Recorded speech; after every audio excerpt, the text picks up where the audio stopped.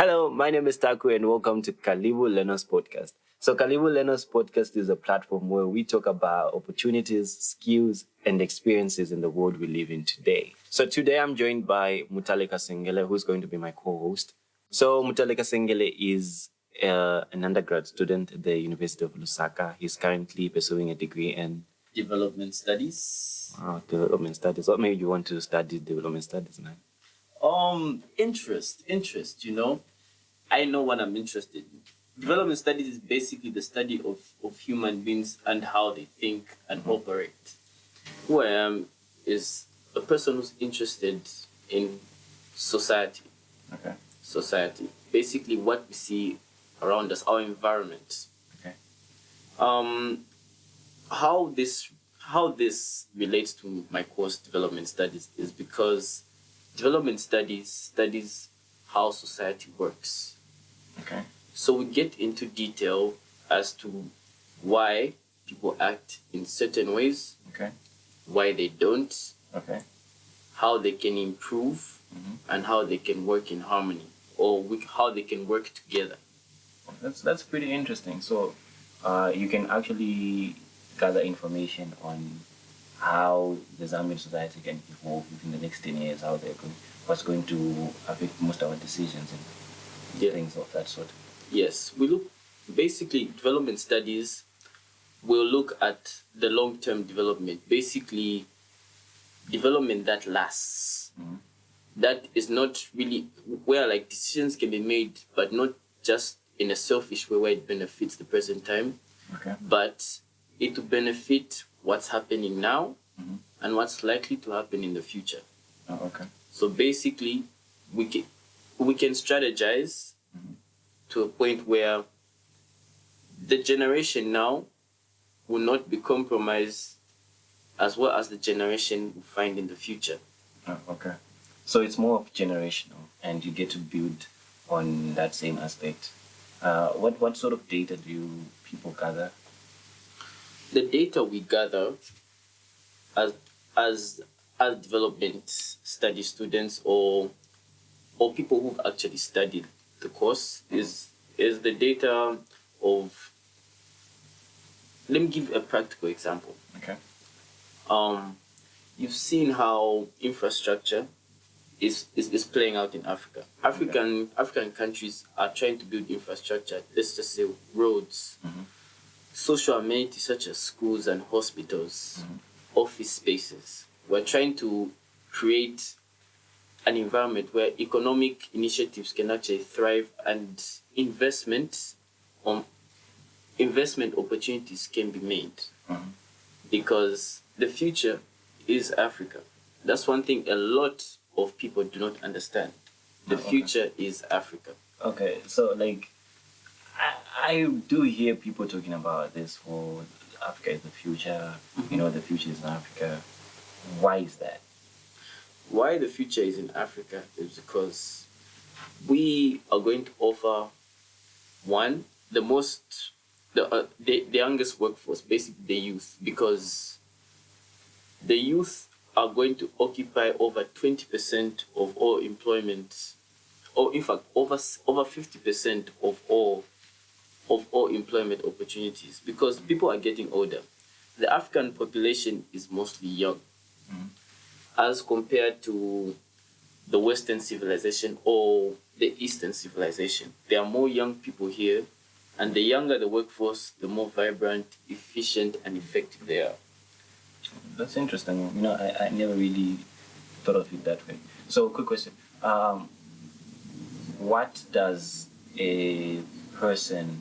role does someone who has studied development studies do? Like, what type of jobs are they for you on the market? Let's say you're out of school. The first job I can give an example of is project management. Okay. Project management is where there's a huge development initiative or there's a huge developmental project that is going to take part in society. So the role of a development study student is where he'll gather around shareholders or investors. It can be the community, it can be non-governmental organizations, it can be multinational corporations, let's just say a huge bank. Oh, okay. A huge bank or a huge company like Coca-Cola. Okay. Who would love to set up a plant or just anything that to create employment or bring development to a certain area of a certain country or city. Okay. So our role as development study students is to manage that project and make sure it's done in the right way, where the resources are not mismanaged, okay, or used for selfish gains, but they're actually used to bring that plan of action to life or to fruition. That's really interesting. I want to know, like, we've been, I don't know if I should say we're in the middle of a pandemic, but it's been 2 years now, and we now have to live under the new normal with COVID-19. That is, how has that affected the way you learn or the way you gather information? Both as a student, as someone who's studying the subject. First, I would like to say this. The most obvious effect is that we are more in front of a screen than any other time in our lives, because not every meeting between a lecturer or a teacher and a student is going to be in person. Okay. So some lecturers will opt to use online learning platforms. It can be Google Meet, it can be Zoom. But due to the restrictions and let's just say at this period of time there are rising cases, to prevent any more casualties or health issues, lecturers are opting to actually conduct their lessons online. So that's one of the effects. And the second effect, this is solely based on students. The scroll effect. I could give an example of an individual trying to scroll through their phone on, let's just say, an application like Instagram, Twitter, Facebook. So this whole up and down thing of where you go up and down scrolling has really like shortened our attention span, because like there's so many things that we're trying to focus on at one point. So the effect is that a student may be in class, even just for the first 30 minutes. They'll pay attention, let's just say for those 30 minutes, and then their mind will go elsewhere.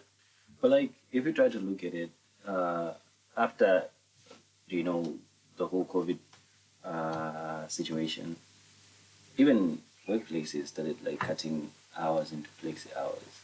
So don't you think it's also something that the school system should look into, where like they try to keep you entertained in the classroom, how to bring creativity into the classroom so that there are better and more efficient ways to teach you, rather than just focusing on the traditional ways that have been there before COVID. Yeah, that's an interesting point, and that's an interesting thought.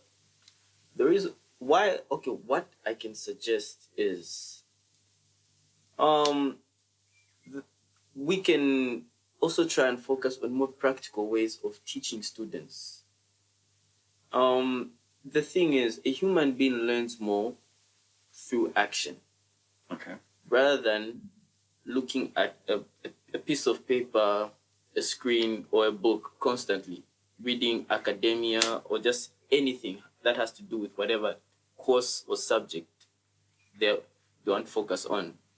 If the school system or the education system can find ways of making the learning process a bit more practical and a bit less of theory, or basically striking a balance, that will help students' ways of thinking and adapting to the environment, and actually be learning to apply what they learn to everyday life situations. That's quite interesting, because I've heard of situations where someone actually, they've graduated, they've gotten their degree, but then they get the job and then they just don't know how to do the job that they're doing.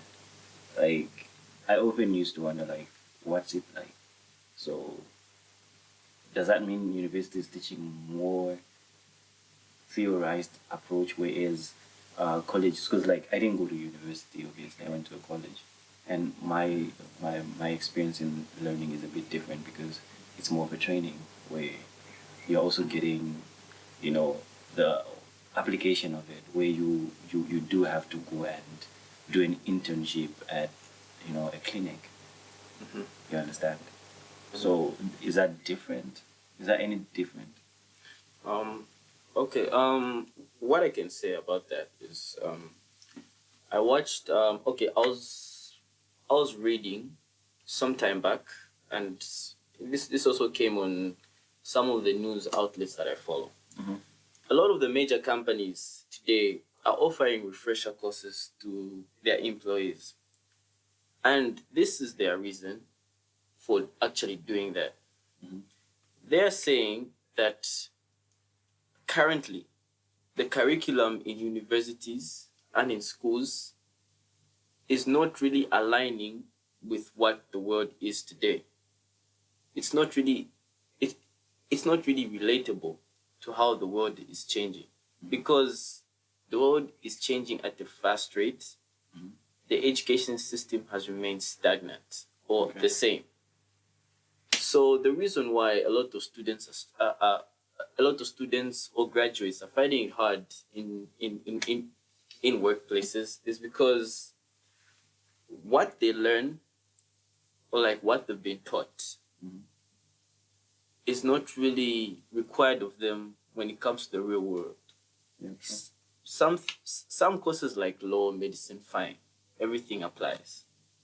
But in other courses, or in other degree programs, there is more that is required today to actually blend into the corporate world and work efficiently and effectively, and not be left behind. And that's pretty interesting. There's a time where leakages were were a known factor, especially in our environment here in Zambia. That was like 2-3 years ago, and we have these people in college or universities, that have cheated their way into university.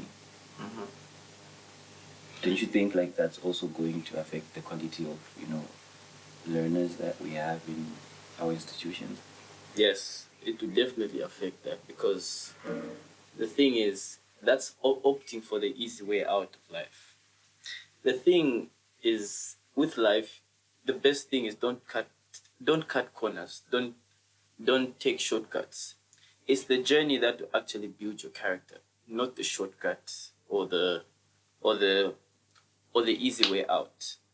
The thing is, there's need for an improvement in work culture. Okay. And mindset and attitude towards life and towards human beings. That's the only way people are going to stop using these crooked methods to actually get the results. But like, how many of those people do you think are actually in positions of power? Like, these things happen everywhere, and it's leakages. Okay, like basically this is just like, okay, it's equivalent to corruption. It's equivalent to corruption because it's basically using incentives to like get ahead in life without actually being there on merits. So corruption is there in every country. We can't deny that. But there are some countries where the rate is higher than others, and gets to the point where it's a problem, and it's resulting to things such as poverty. Copy and paste. The copy and the copy and paste thing. It's how you look at it and how it's used. Some people will read through an article and get important points and reference it and copy paste it onto a document, and it can be credible. And then there are those people who won't exactly read through what they're actually researching on and just feel like, if the title is this, basically if I copy paste all this, I've answered the question, which is not exactly the case. This is why a lot of assignments and research work that's done today is lackluster, or like it's not really thought, not a lot of thought has been put into the work. Okay. So how do you research? how I research, the best way to research for me, in my experience, is being a critical thinker. Look at both sides of a particular question or problem. Mhm. So you read this document. At the end of the day, you shouldn't stop from reading this document, because there can be some key points or information that can be missed in one document and can be found in another. Oh yeah. So I understand that students of nowadays have been what do you call it? They have been empowered by the age of information. How are you using that information to complement what you already know? How I use that information is I learn about different things, different skills. Now everything is accessible through YouTube, basically. Mhm. So really, right now, it's hard to say that people have excuses to not understand and learn new things, because everything is accessible. You can basically Google how to code, how to run fast. Just give a silly example. Everything is accessible to everyone. Mhm. Even how to edit or like make a short film, it's there. So how I use this information is actually to learn new skills and actually adapt to what the world is today. Okay. Because the world is much bigger than I know.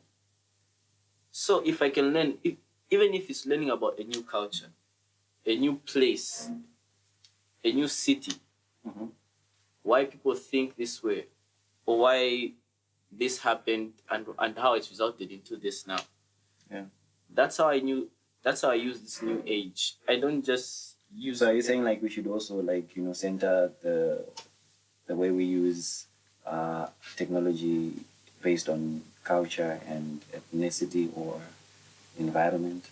Yes, considering the various narratives that are being pushed today, I think everyone should actually opt to find the truth and to look at the actual facts about whether is this narrative okay? Mhm. Is it actually going to help us in the long run? Yeah, but Or- how do you fact check all these narratives, man? Because sometimes it's not only you who's getting biased information. There are a lot of you who are getting biased information. So how do you now fact check?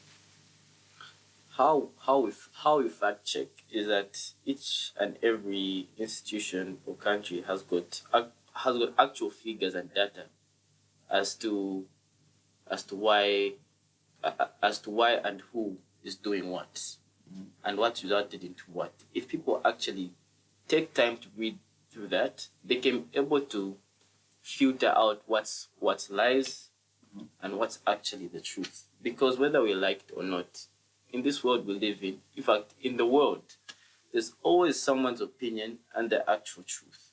Oh, yeah. Most of the times, as human beings, we stray away from the truth and believe opinions. This is why we live in a world where the blind are leading the blind, to be honest. So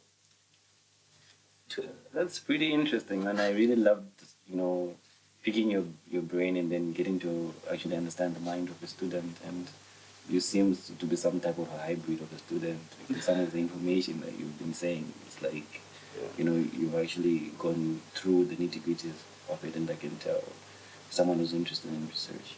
mm-hmm. And that has shaped the way you view the world. Yeah. So would you say like development studies also opened that up for you, like having an enormous perspective? I don't know if I should call it an enormous perspective. I don't know if that's correct English, but having a big perspective on life and society.